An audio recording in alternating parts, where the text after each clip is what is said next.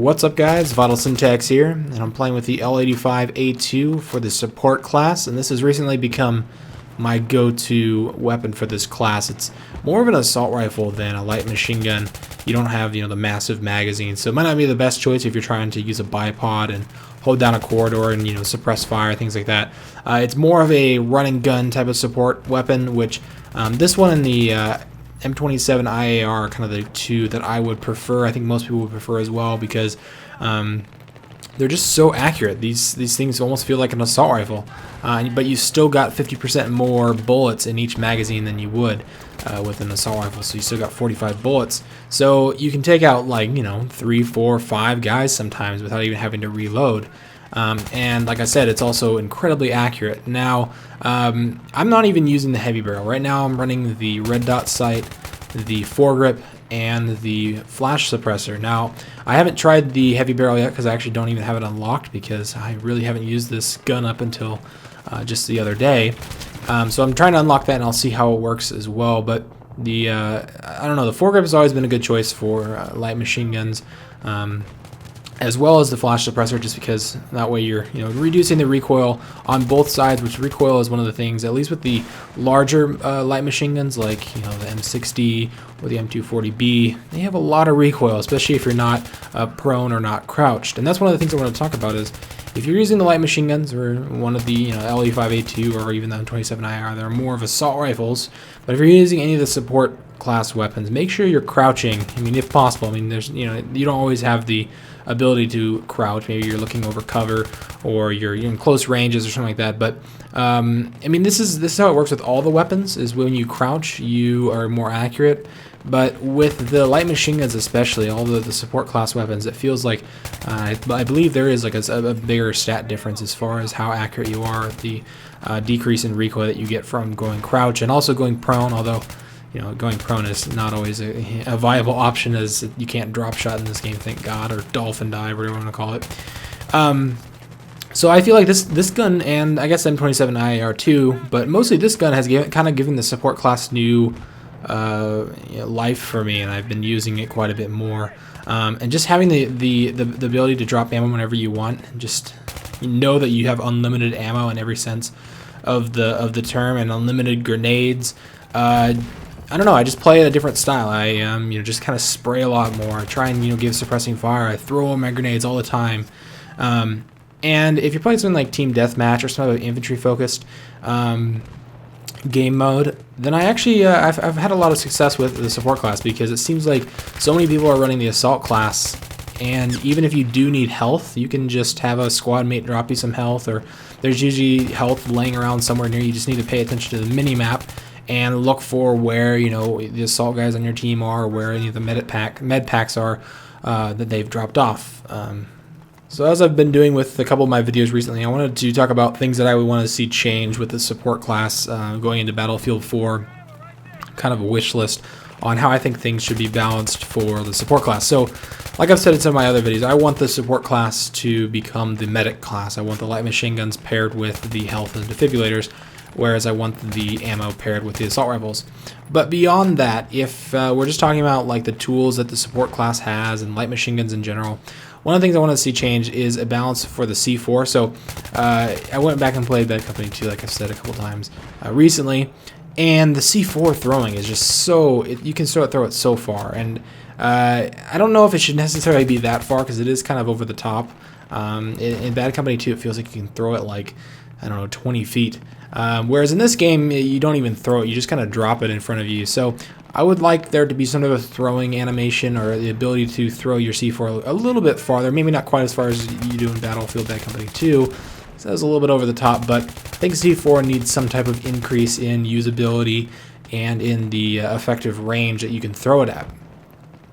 And then as far as the light machine guns go, I don't know, I feel like if they're going to nerf suppression, which is something that I would hope they do, I've heard a couple people recently say that that they should change suppression to just a visual, and I think that's a good idea. So effectively what this would mean is if you get suppressed, your vision's blurred, but you don't have an increase in spread, you don't have an increase in recoil, and I think that's awesome. I think that's kind of the way it should go. There's no flinch, you don't go off target or anything like that. It's just a suppression, as in your screen gets a little blurry, maybe blood shows up around the sides of your screen, things like that if you get hit.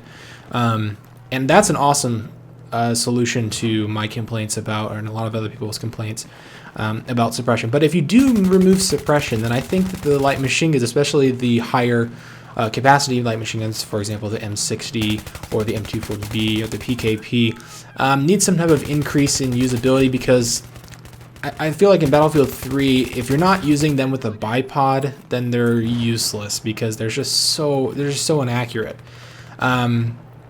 And the only reason you're going to use it as a bipod is if you're holding down like a corridor, or if you're trying to give suppressing fire.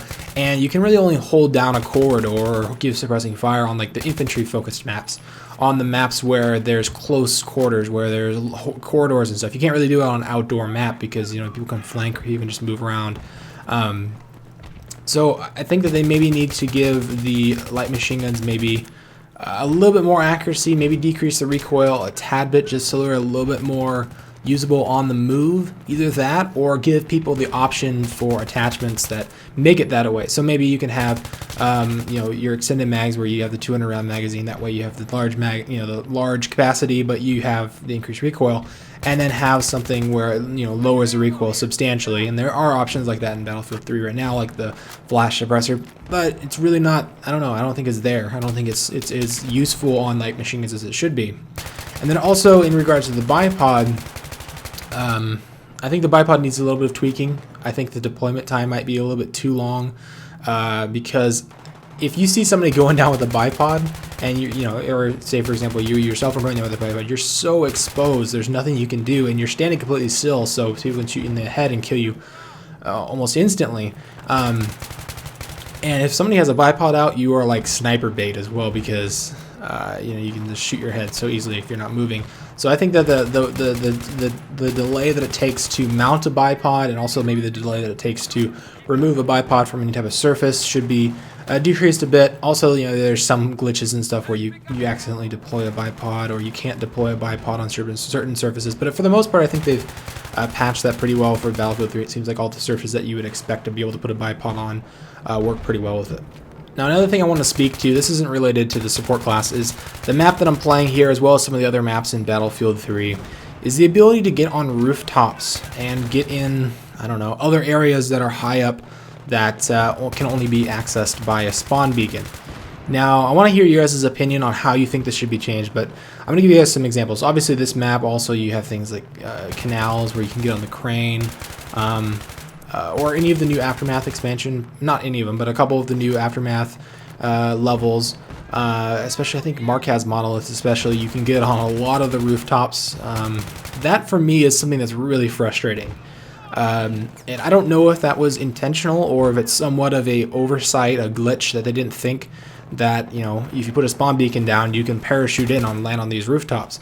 So part of me thinks that might have been an intentional choice to maybe give the sniper rifles and the recon class a bigger role, but it does so in a way that's really frustrating for everybody else. Instead of doing that, I think they should maybe give a buff in some other way to the recon class.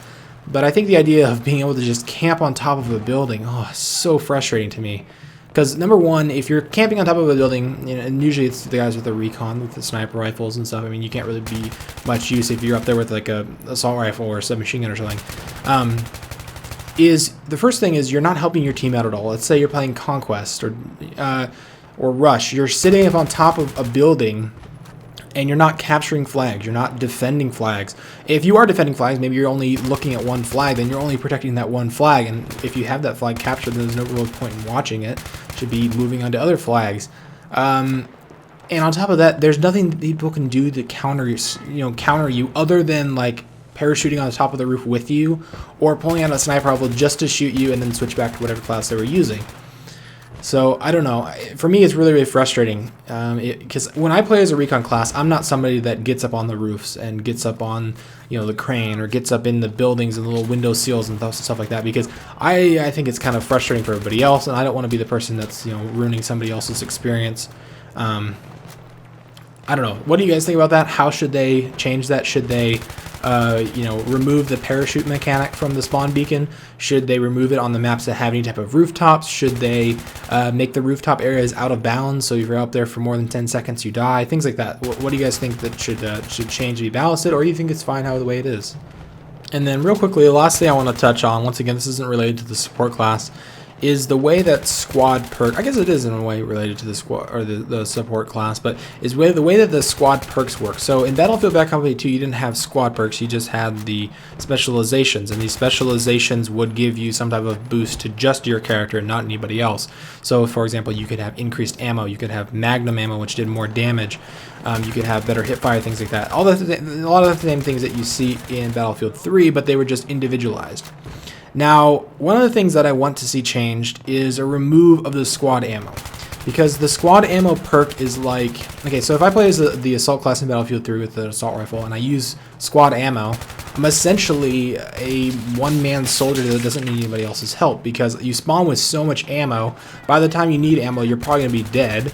And you never really have to, you know, rely on support people or people playing as a support class. And, you know, 99% of the time, if you're playing in a squad, there's at least one person, if not all four of them, running the ammo specialization. So I think that's one of the specializations that should be removed. Just like they removed the magnum ammo, I don't want to see that return. You know, the increased ammo, it's like stopping power. But then another thing is, if you think about like the squad perks, it seems like, I don't know, it's not implemented in a way that I like. Because it seems like most of the time people are using the exact same ones, duplicates. So maybe having the like whenever somebody else in your squad has a certain perk selected or a specialization selected, you're not able to select that one, like it's grayed out or something. That way you have to choose something. Or if you already have it selected and you switch to somebody else's squad and they have it selected, it would just automatically switch it for you. That way, you know, you're not wasting the squad perks. Either that or just go back to the way it was where you didn't have squad perks, where you only had, you know, one person had a specific perk. Because in Battlefield 3 with 4 people, I mean, you have 4 perks all the time. There's usually 4 specializations that are better than all the other ones, like the grenade one, the suppression one, the cover one, and the ammo. Nobody really uses the other ones, so I don't know. Maybe they should balance that out in some way. But anyway, thanks for watching the video. Hopefully you guys enjoyed it, and I'll see you guys in the next one.